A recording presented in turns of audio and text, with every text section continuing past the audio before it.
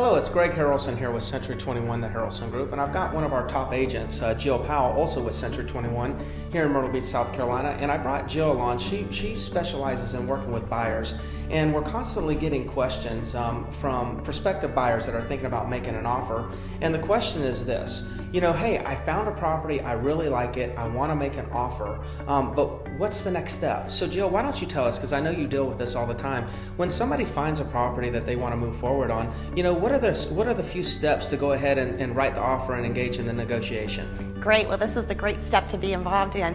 Well, first of all, Greg, we'll find out, are they doing cash or are they getting financing? Okay. And once we know that, then we'll know which way we need to go, if we need to get that pre-approval or the proof of cash funds. Okay. And then we always need to just remind them, because they usually come from out of town, to bring their checkbooks with them, okay? And then, of course, we kind of handle everything else for them. We'll have the contract, we'll put all the contingencies in there to protect them, we'll hook them up with the inspectors and the attorneys all along the way. So really their only job is, after they find the property, is get the lender everything they need and let us do the rest. Well, good. So I'm sure that you're going to go over some things about pricing and make some suggestions as to what the price should be, what the offering price should be. And you mentioned bringing a checkbook. So obviously, they're not going to have to write a check for the entire purchase price. But what is the checkbook for? Well, for the earnest money, there's no rule of earnest money, what it needs to be. But obviously, we have to put some good faith down to, have some teeth in the game here, Right.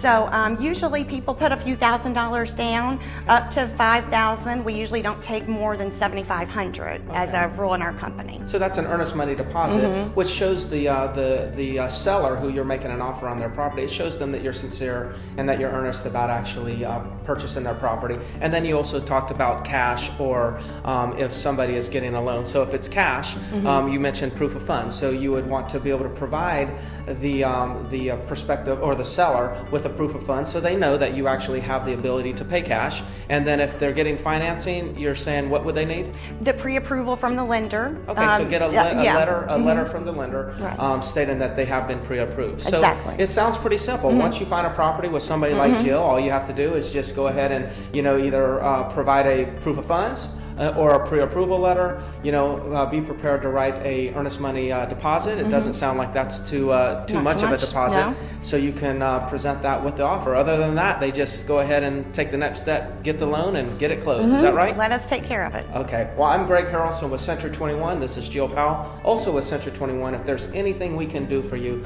please let us know. We're here to serve you.